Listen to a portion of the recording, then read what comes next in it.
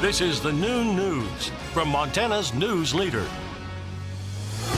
Good afternoon, and thanks so much for starting your week out with us. I'm Aja Goare. Our top story this half hour, jury selection is now underway in the murder trial for the man accused of strangling and burning a Crow Agency woman alive last year. 19-year-old DeMarzio Sanchez is being tried in U.S. District Court in Billings on one count of first-degree murder for the death of Royland Ride's horse. Prosecutors plan to use the victim's so-called dying declarations at trial, but defense attorneys argued the dying words should not apply because the victim didn't know she would ultimately die. The victim was beaten during a ride home with Sanchez and 4 other people in April of 2016. When the vehicle stopped in a remote area on the Crow Reservation, Ride's horse was dragged from the car and strangled. Prosecutors say Sanchez then ordered the others to strip the victim before he doused her in gasoline and set her on fire. Ride's horse was hospitalized with third-degree burns for 2 months before her death. 2 co-defendants of Sanchez have already pleaded guilty to lesser charges. The case is expected to go to the jury on Thursday. Meanwhile, the Helena man accused of assaulting a 4-month-old baby will spend time in prison. Aaron Oliphant was sentenced in Lewis and Clark County District Court this morning to 15 years at the Montana State Prison. Oliphant was convicted at trial of felony aggravated assault. Prosecutors say Oliphant severely injured the baby boy in 2016 while the victim's mother was at work. The child suffered a brain bleed and 5 skull fractures. The victim's mother testified her son regularly experiences seizures and has to attend therapy. Oliphant will be under supervision for 5 years after his release. In other news today, President Trump is taking on the FBI over its role in the investigation into Russian interference in the presidential election. CBS's Weijia Zhang has the details. Well, I feel badly for General Flynn. I feel very badly. President Trump spoke to reporters about his former national security advisor, Michael Flynn, who could be facing prison time for lying to the FBI. His frustration appeared to be aimed at the Bureau, not Flynn. Hillary Clinton lied many times to the FBI. Nothing happened to her. Flynn lied and they destroyed his life. I think it's a shame. This is his latest in a series of attacks on the FBI over its role in the investigation into Russian interference in the 2016 presidential election. Over the weekend, the president tweeted the FBI's reputation is in tatters and then accused it of a dishonest investigation into Hillary Clinton's use of a private email server. Another weekend tweet has President Trump's opponents questioning whether the president obstructed justice when he fired former FBI Director James Comey. We swear to tell the truth. Comey testified that he was fired after the FBI did not honor the president's request to stop investigating Flynn as part of the Russia probe. What he wanted me to do was drop any investigation connected to Flynn's account of his conversations with the Russians. The president seemed to suggest that he was aware that Flynn had lied to the FBI, tweeting Saturday, "I had to fire General Flynn because he lied to the vice president and the FBI." He wanted to protect Mike Flynn lying on his behalf. And then you do get very close to a case of obstruction of justice. President Trump's personal lawyer, John Dowd, says he, not the president, crafted that tweet. Weijia Zhang, CBS News, the White House. Dowd also claims it's not possible to obstruct justice because the president is the nation's top law enforcement officer and therefore incapable of obstructing himself. Republicans are hailing their $1.5 trillion tax bill as a victory for the middle class.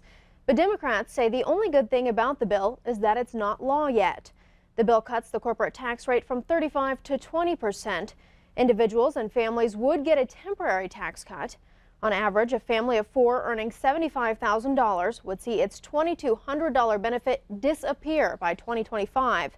The bill could hurt people living in higher taxed states because state income tax would no longer be deductible.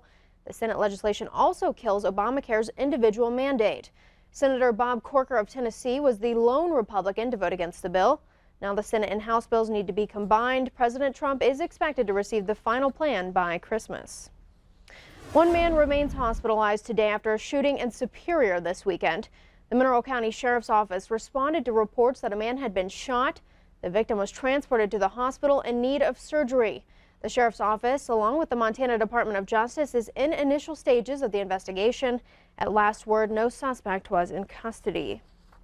A fatal crash near Dillon this weekend leaves one woman dead. Montana Highway Patrol reports the 24-year-old victim is an Idaho Falls native. She was northbound on Highway 15 when her vehicle drifted off the left side of the road late Saturday. She overcorrected and the vehicle rolled multiple times, killing her.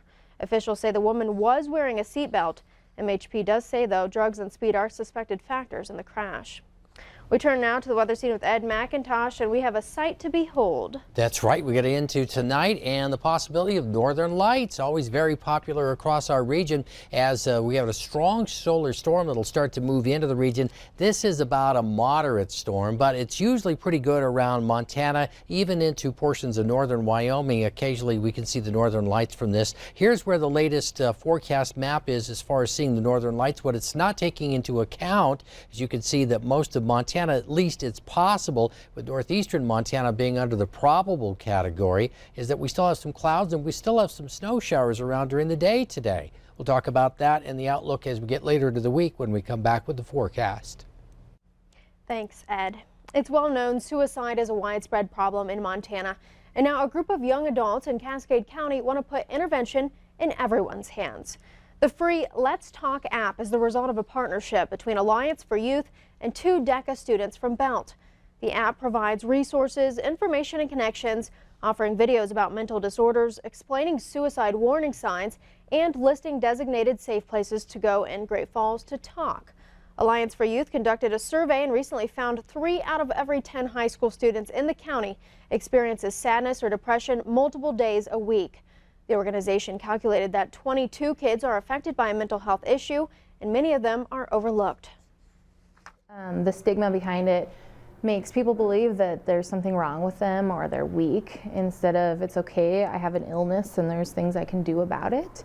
So we want to change that conversation and make it something that's easily brought up. Like, you don't have to be like, oh, I think I'm depressed today, and somebody tell you to suck it up. Oh, really? What's that feel like? What can we do? You know, really being there for everybody. Right now, the app is available in Great Falls, but developers are hoping to soon expand it to Butte, Kalispell, Browning, and Helena. Still ahead on your Monday edition of the Noon News, a man connected to the death and disappearance of a North Carolina toddler makes his first court appearance. Details next. But first, Ed has our weather forecast. Stay with us.